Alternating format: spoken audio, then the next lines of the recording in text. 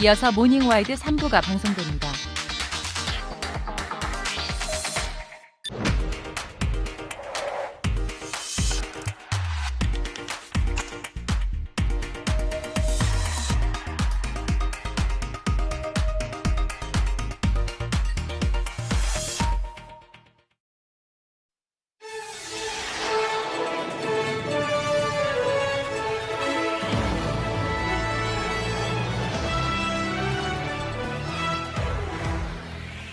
전기차 화재가 연이어 발생하면서 전기차 주차를 금지하는 곳이 생기고 있습니다. 운전자들을 불안하게 하는 전기차 포비아 현상, 그 원인을 날에서 취재했습니다. 설 명절을 맞아 평소 대비 5배 이상 택배가 증가했습니다. 전국적으로 약 2천만 개 이상의 물량이 집중됐는데요. 그 현장 밀착 카메라 24시에서 확인해 봅니다. 잠시 후 뵙겠습니다.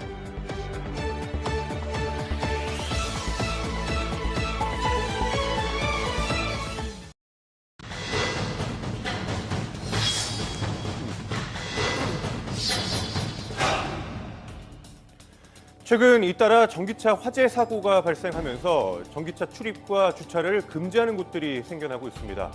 불이 한 번 나면 최대 8시간이 걸릴 정도로 진압이 어렵다는 전기차. 이 때문에 전기차 포비아 현상까지 커지고 있는데요. 자세한 내용 날에서 취재했습니다. 경기도 성남에 위치한 상가입니다. 지상 11층 규모로 주차장은 지하 2층부터 지하 6층까지 약 300대의 주차가 가능한 곳인데요. 자, 이곳은 영화관과 병원 등이 입주해 있는 경기도의 한 건물 지하 주차장입니다. 최근 이곳이 전기차의 출입을 제한한다고 밝히면서 논란이 됐었는데요. 하루 약 4천 명이 오고 갈 정도로 유동인구가 많은 건물. 지난달 이곳에서 전기차 출입이 금지됐었습니다. 해당 건물의 관리사무소에 전기차 출입 제한을 한 이유를 확인해 봤는데요. 7, 8시간 동안 불이 나면 끌 수 없다. 완전 전소될 때까지 다 태워야 된다. 이런 얘기가 계속 되니까. 자, 하지만 관할 지자체 확인 결과 건물 화재 우려는 출입 금지 사유에 해당이 안 된다며 주차 관리 운영에 관한 조례에 위반 소지가 있다고 했는데요. 금지한 적은 없고 개몽을 한 거예요. 건물의 어떤 위험을 좀 배제하는 차원에서 불을 끄는 방법이 확정될 때까지 그런 기술이 개발되거나 뭐 그때까지는 좀 유보를 하겠다. 결국 지난 12일 해당 상가 지하 주차장 전역에 제한됐던 전기차 출입은 결국 해제가 됐습니다. 자, 기계식 주차장이 있는 서울의 한 대형 상가. 하루 평균 차량 300대가 오고 가는 이 주차장에 특정 제조사의 전기차 주차가 금지가 되기도 했는데요. 그럼 그런 거는 최근에 생긴 거예요? 그렇죠. 불이 많이 나고 눈차 넣으니까 꺼려합니다. 자, 중형 차량은 40대, 대형은 36대의 주차가 가능한데요. 중형의 경우 1,850kg 이하로 중량이 제한됩니다. 무게 2, 300kg에서 400kg까지 무게가 나가기 때문에 중점 제한으로 묻어놓는 거지. 자, 몇몇 중형 전기차의 경우 기준 무게가 초과되는데요. 그렇기 때문에 주차를 할 수 없다는 얘기입니다. 자, 전기시설이 완전 차단이 돼요. 화재가 발생했다 그러면. 그다음에 화재 경보기 그게 다 달려있어요. 그 위에서 내려와도 위에 있는 차들이 막고 있기 때문에 사실상 힘들어요. 자, 또한 전기차 화재는 진압이 어려워 2차 피해로 이어질 가능성이 높기 때문이라는데요. 지난 7일 성수동에 위치한 한 서비스 센터, 이곳에 주차된 전기차에서 불길이 치솟았습니다. 당시 현장에는 장비 27대와 소방대원 65명을 투입했고 화재 진화까지 약 3시간이 소요됐는데요. 잇따라 발생하는 전기차 사고, 이로 인해 전기차 차주들 또한 화재 발생을 걱정하고 있습니다. 불 붙는 시간도 굉장히 빠르고 한 번에 이제 폭발을 해버리니까 그래도 혹시 모르는 마음에 이제 준비를 안 해둔 것보단 낫겠지 싶어서. 자, 그렇기 때문에 더욱 안전에 주의할 수밖에 없다고 하는데요. 지난달 터널 주행 중 갑작스럽게 달리던 차에서 불이 났다는 전기차 운전자도 있습니다. 불량품 그 공포탄 소리처럼 그런 소리가 나면서 연기가 나는 거예요. 자, 점점 연기가 심해지자 급하게 차에서 내렸고 그 후 차가 폭발하며 불이 났습니다. 불길이 이제 확 쏟으니까 진짜 엄청 무섭더라고요. 차가 많기도 많았고 다른 피해도 어떻게 생길지 모르니까. 2022년 기준 전기차 화재는 44건. 매년 증가하고 있는 사고로 자칫 주변 차량까지 피해를 볼까 봐 전기차를 불안하다고 되게 많이 합니다. 타봤는데 불안하죠. 걱정되죠. 제가 타고 있는 택시에서도 언제 불이 날지 모르는 거니까. 절대 그 전기차 옆에다 세워놓지 않죠. 저는 다른 데 갖다 세워놓지. 자, 이렇게 연있는 화재로 전기차를 기피하는 포비아 현상까지 일어나고 있는데요. 요게 배터리예요, 요게. 자, 전기차에 사용되는 리튬 배터리는 차량의 하부에 장착이 되어 있습니다. 이제 장거리 많이 뛴 차가 이제 또 충전하다 보면 또 아무래도 그 분리막이 많이 느슨해진 데다가 또 전기를 많이 들어가잖아요. 그렇겠죠. 그러면 이제 충전하다 불나고 고수주행하다 불나고 불 번지는 속도가 3초에서 5초? 자, 전문가는 전기차 화재의 대부분이 리튬 배터리 문제라고 이야기합니다. 90% 이상이 배터리 때문에 그래요. 리튬 배터리는 이제 작동할 때 열이 많이 발생하거든요. 플러스와 마이너스의 분리막, 그러니까 절연체죠. 그것이 이제 부풀러 가지고 만나게 되니까 화재가 만들어지거나 폭발할 수도 있다, 이렇게 보는 거죠. 자, 배터리의 열 폭주 현상. 섭씨 800도에서 1000도까지 올라가 순식간에 불이 난다는 겁니다. 이러한 이유로 진화가 어려운 전기차. 그렇기에 이 차를 물에 통째로 담궈 불을 끄는 이동식 수조가 사용이 되고 있습니다. 최근 일선 소방서에서는 이런 전기 자동차의 화재를 막기 위한 특수 장비가 보급이 되고 있다고 하는데요. 한번 확인해 보도록 하겠습니다. 자, 배터리를 물로 냉각시켜 진압을 한다는 건데요. 가로 1m, 높이 60cm의 구조물을 연결시켜서 만듭니다. 실험 결과 40여 분 만에 화재를 진화했었던 이런 이동식 수조.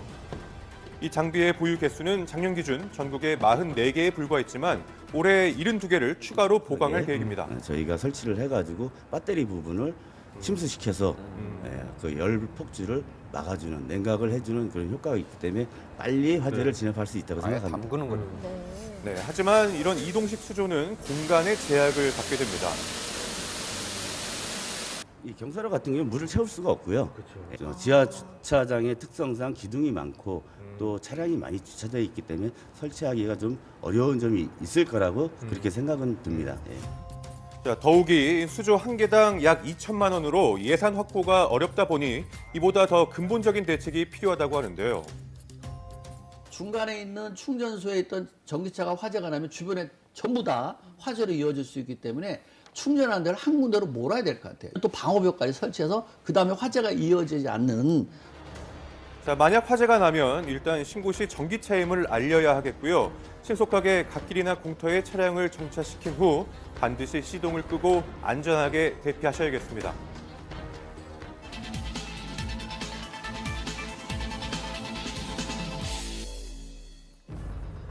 설 명절 기간 약 2천만 개 이상의 택배 물량이 쏟아지며 택배 회사들은 그야말로 비상 상황입니다. 어디서 이렇게 많이 오는지 잘 모르겠어요. 아무래도 설이니까 5배 이상? 10배 가까이? 물량이 많죠. 밤새 꺼지지 않는 불빛. 명절 택배 배송 현장을 취재했습니다. 동서울 우편 집중국. 설을 앞두고 이곳은 택배 물량과의 전쟁을 치르고 있는데요. 오후 6시 우체국 업무가 끝나면 소포를 실은 차량들이 차례로 이곳으로 모입니다. 이날 들어온 물량만 24만 4천 개에 달하죠. 0649. 형님 차 들어가요. 아찔하다. 나가고 들어오는 차량 동선에 혼선이 없도록 교통정리는 필수라고요. 많이 몰리다 보니까 대기하는 시간들이 원체 많아서 들어오는 차량마다 저희가 이제 수기로 적어서 차량 순서를 다 지켜가면서 하차 작업하고 있는 겁니다. 물량을 내리면서 바로 벨트 컨베이어에 소포를 올리는데요. 물량은 많고 무게는 무거워서 시간이 배로 걸리죠. 과일하고 뭐 고기 종류가 많이 오니까 그게 많이 무겁죠. 소포로 가득 찬 물류센터 안. 오늘 밤 이 소포들을 지역별로 분류해서 다시 차량에 실어 내보내야 합니다. 몇 대 남았어요? 10대요? 알겠습니다. 지금 물량이 어느 정도예요? 이게 원래 보통 8시 정도면 끝나는데 지금 못 끝내가지고 계속하고 돌리고 있는 거거든요. 평소보다 물량이 늘어서 직원들의 마음까지 분주해지는데요. 물건을 쌓아 올린 틀을 하나하나 직접 옮겨야 합니다. 빠르게 빈바렛이 100kg라고요. 여기에 소포 무게까지 합하면 200kg이 넘습니다. 밀려드는 물량에 시간이 부족해서 한 번에 여러 개를 옮기는데요. 지금 명절 소폭 기간에는 평일보다 한 40% 정도 증가한 상태고요. 그리고 저희가 이번 주 월요일 날 제일 바빴을 때 16만에서 32만 정도 확인했었어요. 다음 달 4일까지 택배 특별관리 기간으로 운영해 비상근무를 하고 약 6천 명의 임시 인력을 추가적으로 투입했지만 물량을 감당하기에는 역부족입니다. 야야야 부셔졌어. 과일 등 무거운 소포의 하중을 견디지 못하고 파손된 물품이 나오기도 하는데요. 가끔 부서져서 도착하는 소포가 있는데 이런 경우에는 재포장을 해서 고객님께 다시 인도하게 됩니다. 김치류나 농작물이 파손되는 경우가 많습니다. 김치가 익어서 포장지가 터지거나 포장 상태가 약하기 때문이죠. 이 물건 같은 경우에는 물건 자체가 너무 많이 담다 보니까 포장 자체가 완전히 부풀어 올라왔고 이거는 들어가지도 않아서 포장 자체가 안 돼서 새로 포장할 수밖에 없거든요. 운송 과정에서의 실수라도 이곳에서 다시 보수해서 배송하는 게 원칙이라고요. 차량까지 연결할 레일이 부족한 상황. 임시방편으로 손으로 물량을 다 끌고 와서 직접 올립니다. 물건이 평소보다 엄청 많고 저도 1년에 택배를 몇 개 붙일까 말까 하는데 지금 어디서 이렇게 많이 오는지 잘 모르겠어요. 정말 많네요. 그때 갑자기 울리는 경고음. 작업자가 황급하게 달려갑니다. 간격을 왜 멈춘 거예요? 간격을 많이 안 띄우고 올리다 보면은 센서에서 자동으로 통제가 돼가지고 멈춰요. 기계에 올라간 소포는 주소별로 분류됩니다. 시간당 4,000개의 물량을 처리하는데요. 기계 도입 이후 전체 처리량의 20%가 증가했다고요. 하지만 여기에도 사람의 손이 필요하죠. 레일 중간에 위치한 사람들이 특히 바쁘게 움직이는데요. 자동으로 바코드를 읽지 못하면은 여기서 수동으로 찍어가지고 각 국으로 보내는 자리로 떨어뜨리게 해주는 거예요. 기계가 미처 분류하지 못한 소포는 손으로 일일이 바코드를 다 찍어줘야 한다고요. 바코드가 물건이 커서 제품을 읽지를 못하는가 아니면은 바코드가 찢어져가지고 이거 코드를 못 읽어요. 그럴 때는 일일이 수동으로 쳐서 보내줘야 돼요. 자동화가 됐지만 사람이 마지막까지 확인하는 작업이 필수라고요. 지역별로 분류된 소포는 다시 쌓아서 각 지역으로 운송합니다. 이렇게 쌓아야지 이게 차로 실을 때 안 무너져요. 이렇게 소포들을 쌓아서 랩으로 감싸는데요. 이렇게 배송하는 이유가 있다고요. 랩으로 감아야 쓰러지지도 않고 비나 눈이 올 때도 젖지 않아서 랩으로 꼭 감아줘야 돼요. 이 소포들은 운송 차량에 실려서 각 지역으로 이동합니다. 쏟아지는 물량에 곳곳에 문제가 생기는데요. 이렇게 넣으면은 이 빼기가 넣을 때는 괜찮은데 뚫어낼 수가 실을 때 이게 아니 근데 우리는 그 맞춰야 된다고 이걸 18개 맞춰야 되기 때문에 양쪽으로 넣어야 된다고. 평소 팔레트 18개가 들어가는 트럭. 늘어난 물량 때문에 20개씩 넣습니다. 원래 이렇게 안 실거든요. 저기는 근데 물량을 다 못 실는다고 그러잖아요. 평소보다 차량을 22% 늘렸지만 부족한데요. 구정 소통 기간에는 물량이 많이 나와서 최대한 차에 증차하고 이렇게 많이 하고 있습니다. 새벽 3시까지 이루어진 작업. 이 소포들은 해당 우체국에서 집으로 배송됩니다. 동이 트기도 전부터 분주한 우체국. 집배원들이 각자 옮길 물량을 분류하고 있는데요. 오전 9시부터 근무를 시작하지만 최근에 늘어난 물량 때문에 비상근무를 하는 거죠.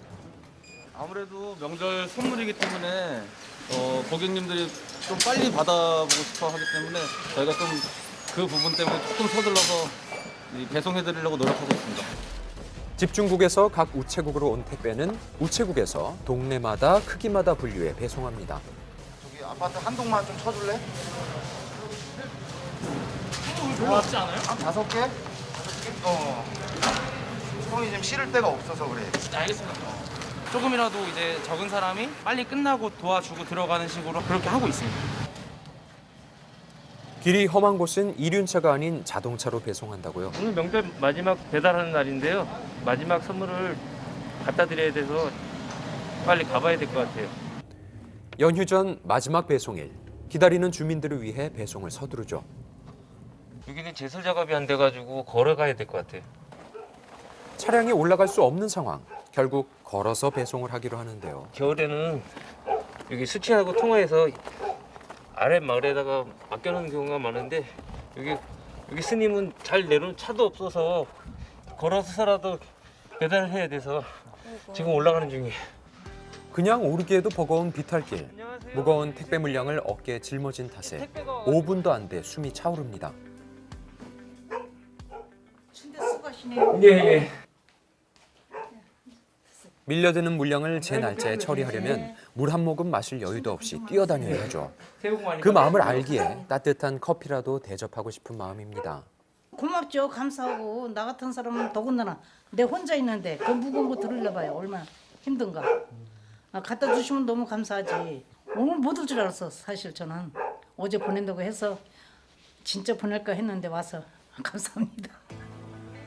몸을 녹일 사이도 없이 다시 발걸음을 재촉합니다.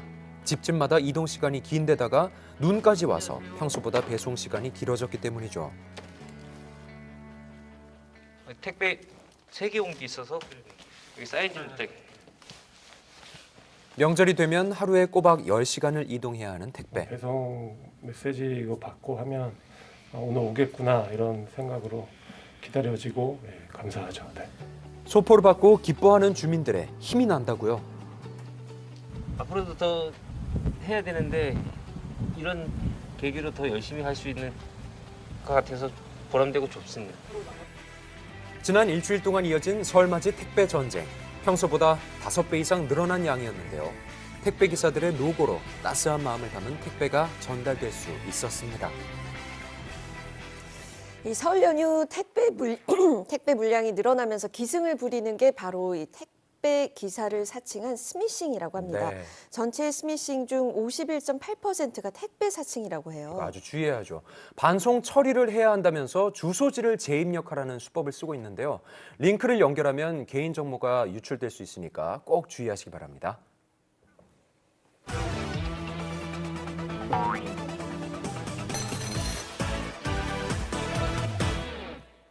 고물가와 불경기가 겹쳐지며 얇아진 지갑 사정이 이것이 무서워졌다고요.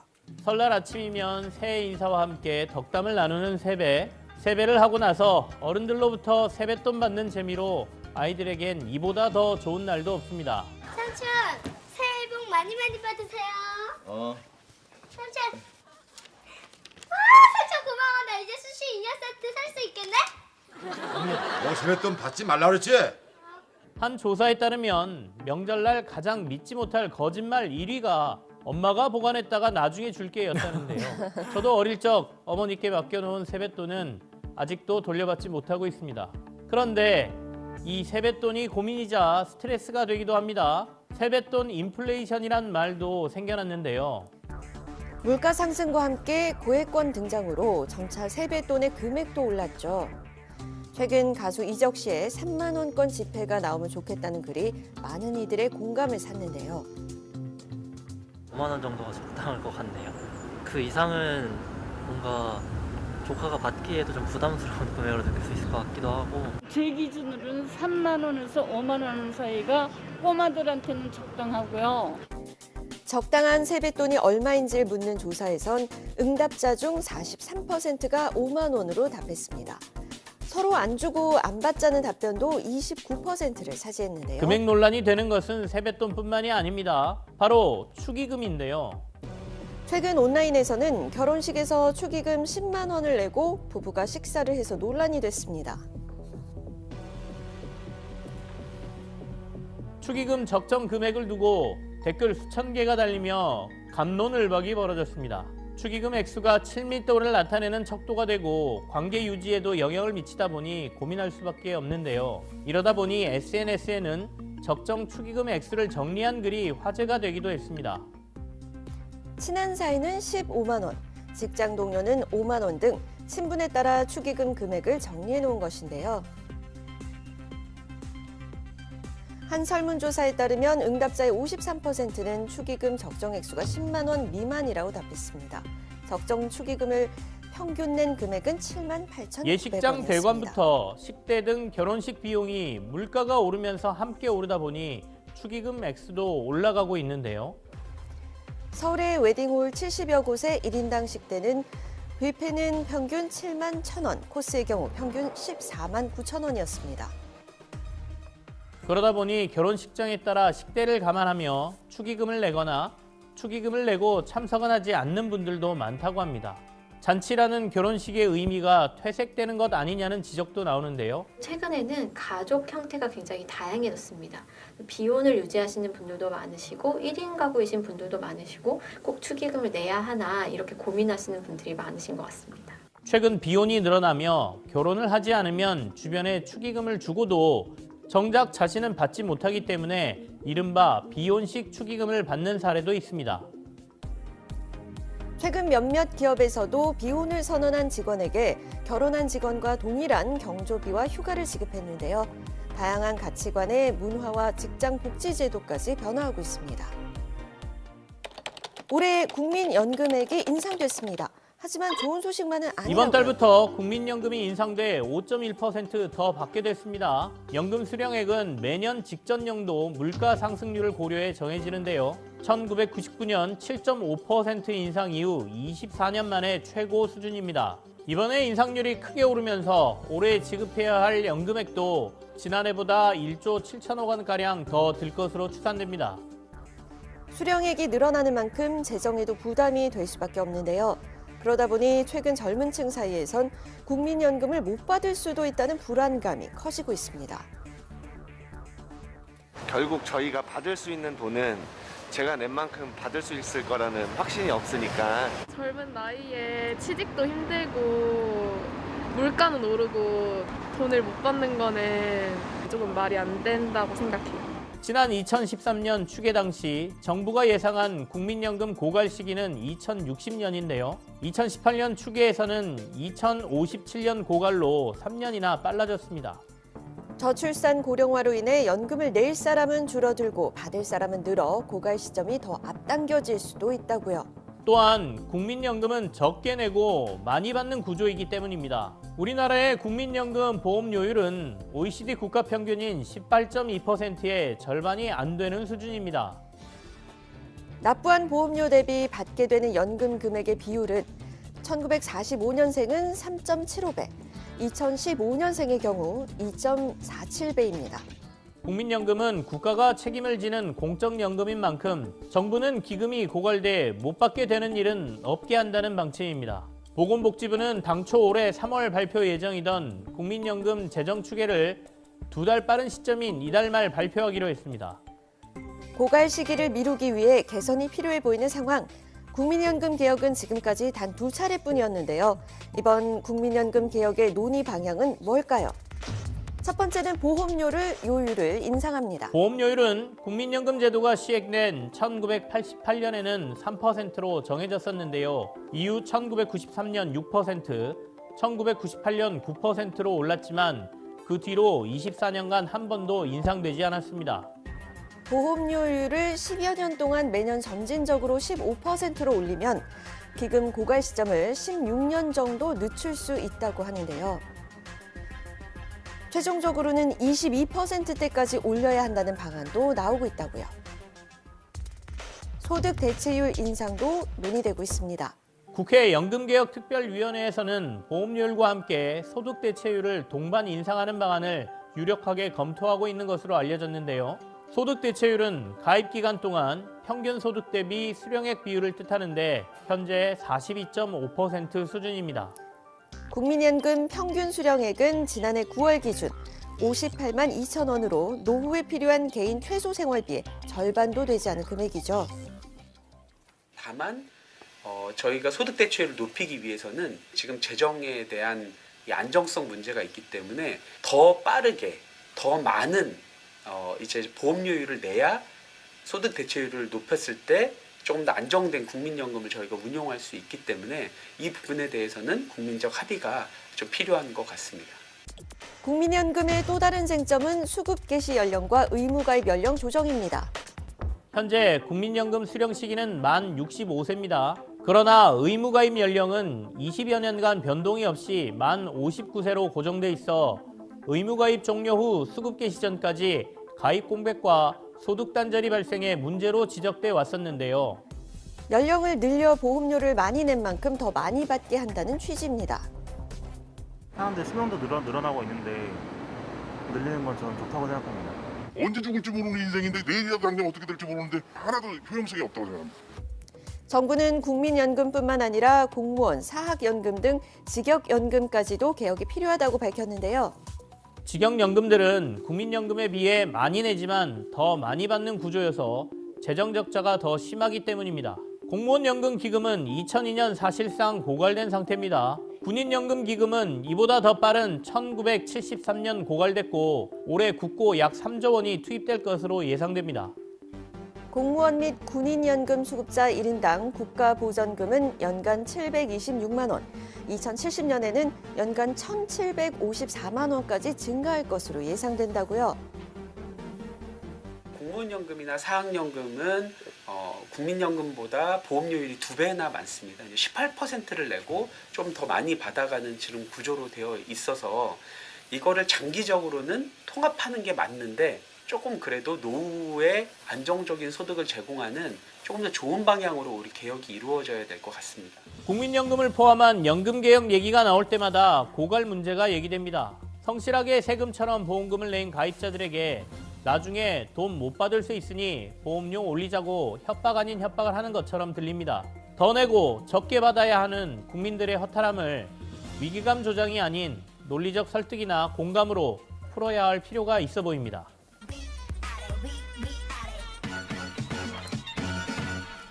이번 주 업은 4월부터 오르는 주세, 주류에 붙는 세금입니다.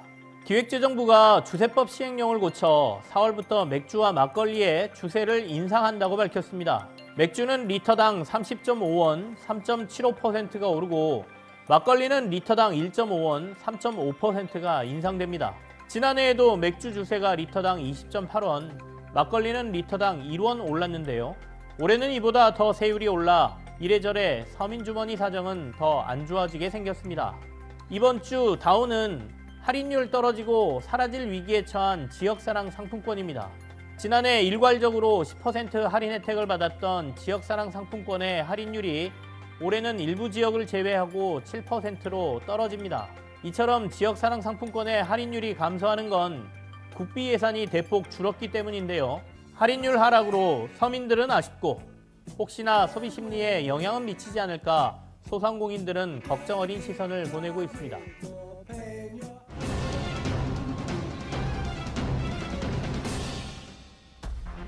한 남성이 비틀거리더니 그대로 도로 위에 쓰러집니다. 갑작스런 상황에 그냥 지나치는 시민들도 보이는데요. 그 순간 남성에게 다가가는 사람들이 있습니다. 시민 영웅을 검색하자 심폐소생술, 화재, 골든타임, 위급 상황 등의 키워드가 검색됩니다. 지난달 갑자기 심장마비로 쓰러진 남성을 발견하고 다가갔던 여고생들. 당황한 모습도 잠시 곧장 심폐소생술을 시작하는데요. 온갖 생각 때문에 너무 겁나고 힘들었는데 이제 애들이 너 할 수 있다고, 지금 할 수 있는 애는 너밖에 없다. 그래서 혜민이가 심폐소생술을 시작했고 저희는 이제 기도 확보를 하고 한 명은 다리를 주무르고 핫팩으로 이제 체온 유지를 하게 했고 병원으로 이송된 남성은 다행히 위험한 순간을 넘겼다고 하는데요. 빠른 대처가 없었다면 골든타임을 놓칠 뻔했다고 합니다. 학생들이 다니고 있는 인천의 한 고등학교를 찾았습니다. 신속한 대처로 생명을 구한 학생들. 인천시의 표창장 수여식이 있었는데요. 우선 응급 상황이 주어지게 되면 어느 누구든 굉장히 두렵고 선뜻 나서기가 굉장히 힘든데요. 저희 학생 같은 경우는 그동안 응급처치 교육을 하면서 접했기 때문에 용기를 내서 시민을 생명을 구한 것 같습니다. 생명이 위험했던 위기의 순간. 보건 동아리에서 배운 정확한 방법이 생명을 살리는 데 큰 도움이 되었다고 합니다. 다음에도 이 상황이 똑같이 온다면 더 서스럼 없이 행동할 수 있을 것 같아요. 저는 이번 일을 통해서 CPR 교육의 중요성 같은 거를 많이 느꼈던 것 같아요. 앞으로도 더 CPR에 관련된 교육 같은 게 있으면 더 열심히 들을 것 같아요. 지난 9일 경주 주택가 화재 현장에서도 시민 영웅이 등장했습니다. 이쪽에 뭐 시커먼 연기가 나고 좀 뭐 태우나 정도로 이렇게 했는데 갑자기 또 시커먼 연기가 뭐 엄청 많이 나길래 이 불난 거 아닌가 가보자 해서 지금 저 보이는 뭐 저쪽에 완전히 불이 붙어가지고 확 올라오더라고요. 엄청 큰 불이네요. 외부 창고에서 시작된 불길은 순식간에 번졌는데요. 부부를 구해야겠다는 마음 하나로 망설임 없이 뛰어들어갔다고요. 나이 많은 아줌마가 있다 큰일 났다 사람 죽는다 그러더라. 그래서 뭐 생각할 겨를도 없이 할아버지도 뛰어들어갔지. 뭐 안에 큰 방에는 이미 그 불길이 확 번졌고 그 연기 많은데 이쪽으로 넘어오고 그냥 할머니는 덜쳐 없고 할아버지는 땡기고 무지 일단 나가자고 그러니까 뭐. 당시 화재로 얼굴과 팔에 화상을 입었지만 생명을 구할 수 있었기에 다행이라고 말합니다. 순간적인 직감으로 기지를 발휘해 사고를 예방한 용감한 시민도 있었는데요. 시민 영웅을 검색하자 추격전, 음주운전 등의 단어가 검색됩니다. 쿵쾅 소리가 났었어요. 운전자가 내리는데 비틀비틀 거리면서 이제 이사불성이 된 게 보이더라고요. 그래서 이 사람이 주치자구나. 중앙선까지 넘나드는 차량, 지그재그로 위태로워 보입니다. 곧장 달려가 만류해봤지만 멈추지 않고 그대로 도주해버립니다. 거기서 하면서 이제 큰 소리를 외치면서 주변의 사람들한테 도움을 받고자. 남성의 외침을 들은 또 다른 운전자, 재빨리 도주 차량을 뒤따릅니다. 갑작스런 위기의 순간, 자칫하면 사고로도 이어질 수 있는 상황. 지나가던 오토바이까지 도왔는데요. 경찰 조사 결과 운전자는 면허 취소 수치를 훌쩍 넘겼습니다.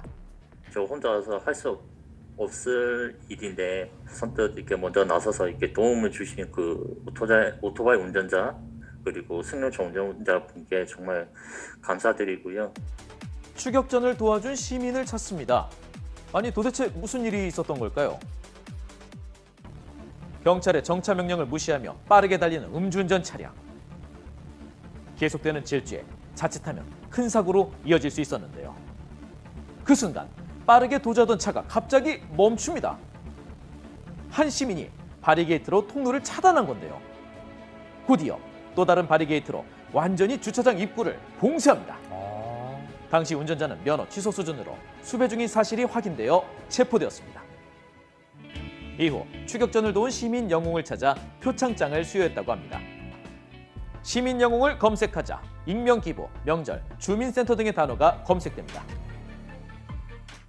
올겨울에도 어김없이 얼굴 없는 천사는 찾아왔습니다. 전주 주민센터 인근 교회 차량에 약 7,600만 원의 성금이 놓여 있었는데요. 23년째 이어지고 있는 기부. 올해는 특별한 메시지도 함께 들어있었다고 합니다. 이번에는 천사님의 메시지를 담아서 전주에 있는 등록금이 없는 학생들을 위해서 쓸 예정입니다. 매년 계속되는 기부. 지금까지 약 8억 8천만 원의 기부액이 쌓였는데요. 어려운 이웃을 돕고 소년소녀 가장들의 장학금으로 쓰인다고 합니다. 소외된 이웃에게 따뜻한 밥 한 끼를 제공하는 무료 급식소. 오르는 물가로 요즘 기부는 점점 줄고 있다고 하는데요. 이번 설 영등포의 급식소는 떡이 부족해 떡국을 끓이기 어려웠다고요. 매년 후원받는 물품으로 설 음식을 차려왔지만 올해는 후원이 줄어들어 힘겨워졌다고 합니다. 여기가 가득 차야지 한 300분 정도가 드실 수 있는데 배는 더 있어야 되지 않을까 싶은데. 그런데 이번 설 전날 천사가 다녀갔습니다. 어려운 이웃을 위한 떡국떡을 몰래 놓고 간 건데요. 취약계층에게 절실한 따뜻한 밥 한 끼. 기부는 점점 줄고 있지만 매년 몰래 과일을 기부하는 천사도 있다고 합니다. 2011년 이제 설부터 그 기부를 하시기 시작했고요. 이제 올해까지 총 23회째 이어져 오고 있는데 이제 말 그대로 얼굴 없는 천사예요. 한 번도 알려진 적 없는 기부자. 제작진이 어렵게 인터뷰를 했습니다. 물론 정부에서 보살핌도 있지만은 지금도 소외된 분들이 고려는 많이 있어요. 과일 같은 것이 또 필요하더라고요. 그래서 이제 딸을 잃고 그 슬픔을 잊어보고자 시작했던 기부. 지금은 사정이 어려워졌지만 기다리는 이들을 위해서 멈출 수 없다고 합니다. 영웅이 그리운 시대라고 불리는 요즘, 위급한 상황 속 망설임 없이 발벗고 나선 이들. 진정한 우리의 영웅이 아닐까요?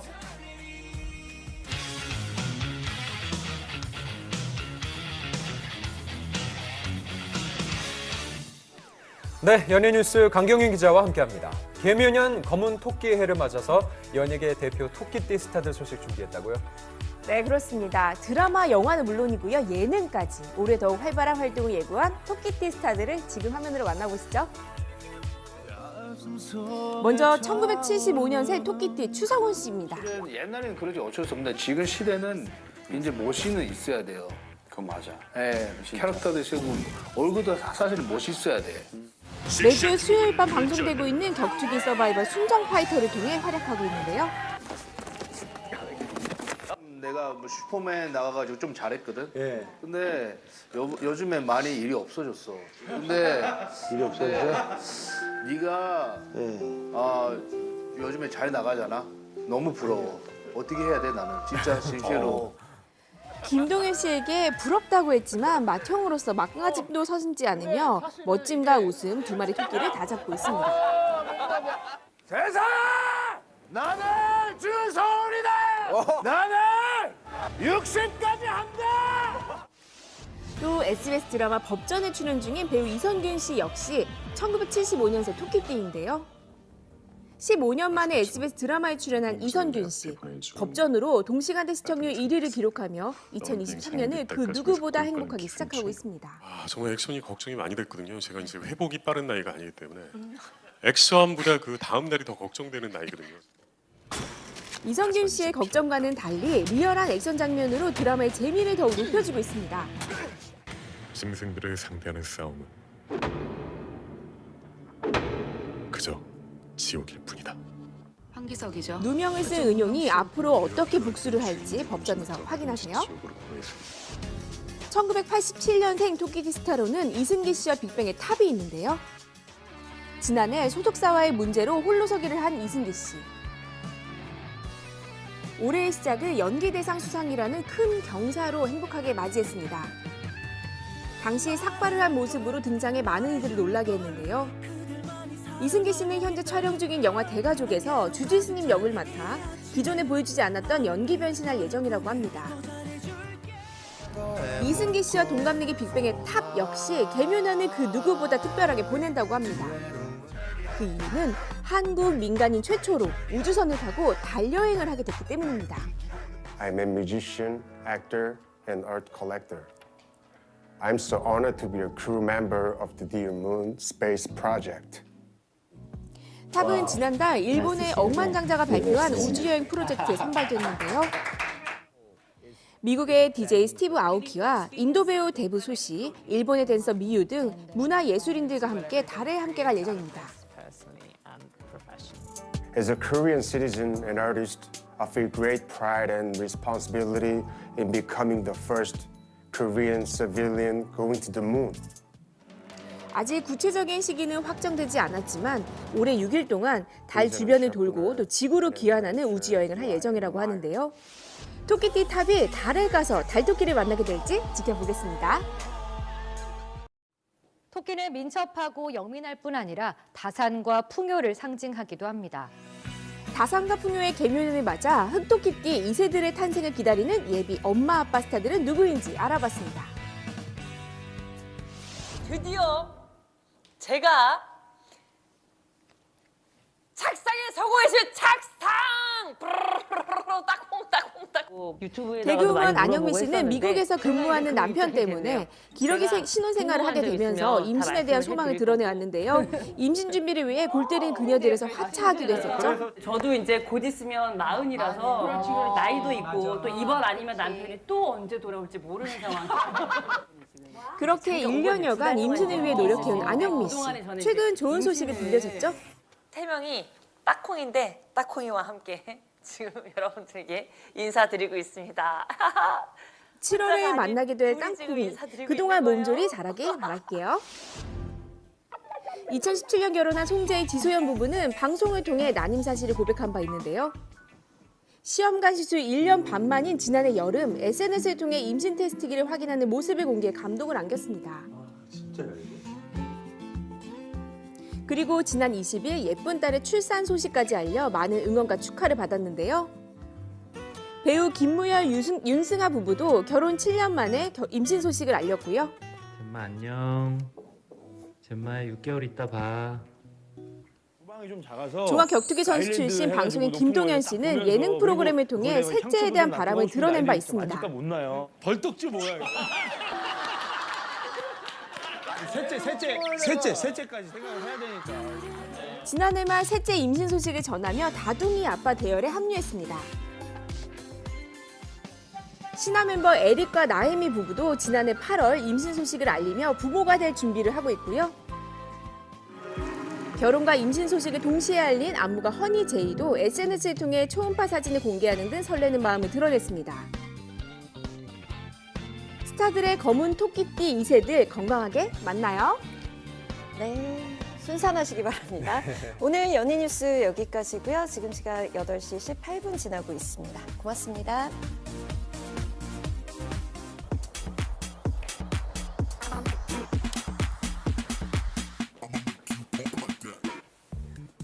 SNS에서 화제가 된 이것.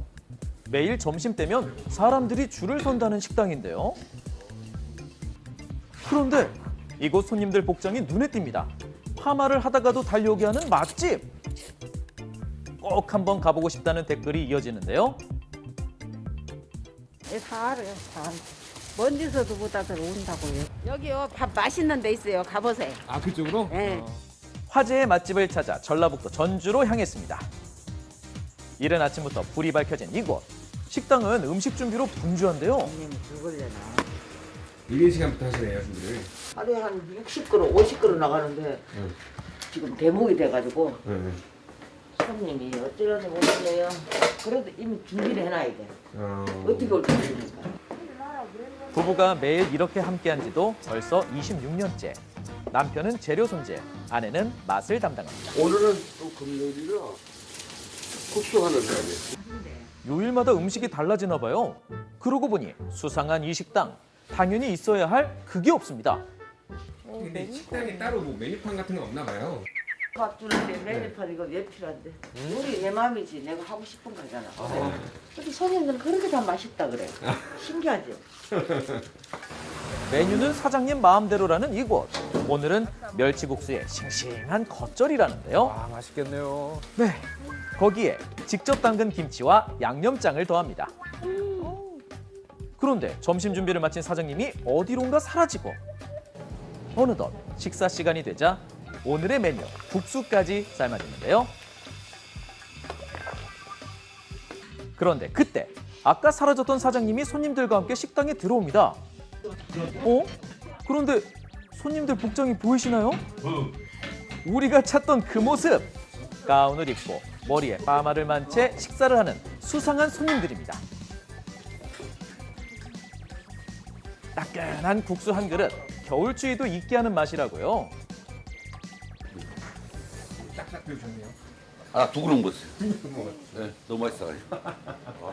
네, 오늘은 우리 면을 알기도 데리고 와서 너무 좋아요. 한 그릇 얼마예요? 그냥 무료로 줘요. 진짜요? 여기서 그냥 왜요? 머리 하면 그냥 항상 끓여주시더라고, 금요일 날은. 아니, 무료라고요? 식사를 마친 손님들을 따라가 보는데요. 다들 건너편 건물로 들어갑니다. 바로 앞 미용실인데요. 익숙한 뒷모습. 식당에서 봤던 사장님 아닌가요? 사장님, 여기서 뭐 하세요? 여기 미용실 내가 주인이야. 경력 45년의 김미선 원장. 식당의 정체는 바로 점심 봉사였답니다. 남 밥 주고 준다는 게 나눔이에요. 그렇게 기뻐 나는. 막 부부로서 먹으면 그 사람이 더 이쁘네. 나도 이쁜 별라고 두 그릇 먹었어요. 이런 원장님의 미용실은 오늘도 손님들로 북적이는데요. 사랑을 나누는 동네 사랑방이라고요. 음식 솜씨뿐 아니라 사장님 미용 실력도 소문났다고요. 아, 최고죠. 최고예요? 나 최고 아니면 안 오거든. 원장님이 좋은 게 오지. 친절하고 봉사도 많이 하고 여간 좋아요. 봉사도 많이 하고 여간 좋아요. 빨간 천사라고 불리는 원장님. 취약계층을 위해 32년째 매주 빠짐없이 미용 봉사도 하고 있다고요. 남편의 사업 실패로 힘들었던 젊은 시절, 배고픈 서름을 알기에 시작하게 된 봉사인데요. 미용실 손님뿐 아니라 독거 노인들을 위한 무료 식당, 하루 50여 명의 점심 식사를 준비한다고 합니다. 또 8년 전부터는 도시락 배달도 하고 있는데요. 또 혼자 이렇게 집에 계시는 분, 아파서 못 노는 사람 있지? 예. 그런 분들은 또 내가 일하다가도 가서 잘라줘. 출장 미용도 하신 거예요? 근데 돈은 안 받아. 끊임없이 사랑을 실천하는 빨간 천사. 그런 마음을 알기에 미용실 손님들도 조용히 바쁜 원장님의 일손을 돕습니다. 여기 직원이세요? 저요? 네. 아니요. 그럼 뭐 하시는 거예요? 우리 원장님이 바쁘신데. 아이고, 감사합니다. 새해 복 많이 받으세요. 봉사가 삶의 원동력이라는 원장님은 소망이 있다고요. 건강만 따라주면 100살까지 할 거예요. 건강만 따라주면 진짜 해야 돼.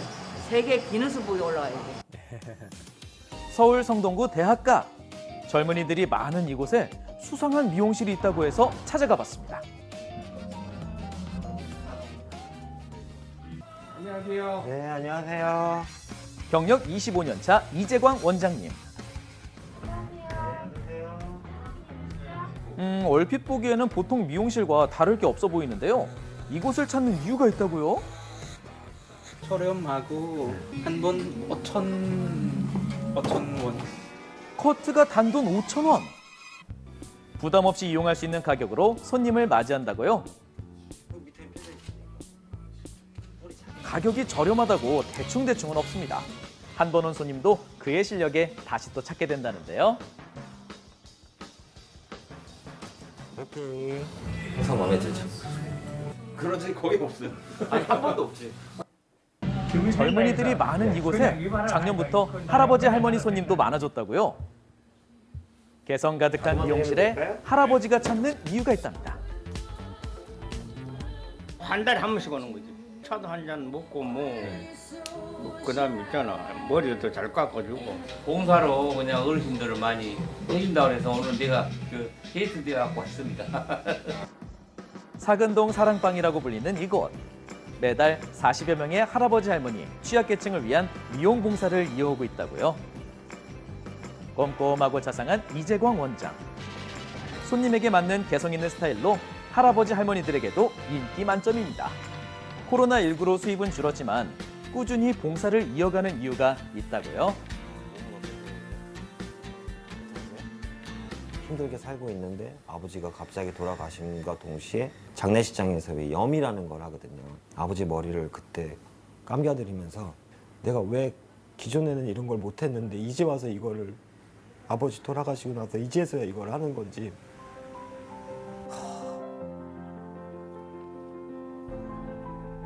장애인이었던 아버지께 해드리지 못한 후회와 그리움으로 시작하게 된 미용 봉사. 어르신들을 만나며 봉사를 통해 새로운 에너지를 얻고 있다고요. 따뜻한 마음이 그에게도 삶의 희망이 되고 있습니다. 새해에는 직원들도 새로 들어와서 같이 으쌰으쌰 하면서 다시 화목한 분위기에서 일하고 싶어요. 한겨울 한파도 녹이는 따뜻한 나눔. 사랑과 봉사를 실천하는 이들을 응원하겠습니다. 연휴 마지막 날인 오늘 서울의 기온은 영하 17도, 체감온도는 영하 24도에 달합니다. 낮 최고 기온도 영하 12도, 체감온도 영하 20도에 머물겠습니다. 그리고 아침부터 오후 사이에는 제주 그리고 호남과 충남 서해안에 눈이 오겠습니다. 추운 날씨에 안전사고 나지 않도록 유의하시기 바랍니다. 오늘 즐거운 하루 보내시고요. 저희는 내일 아침에 다시 인사드릴게요. 고맙습니다. 고맙습니다.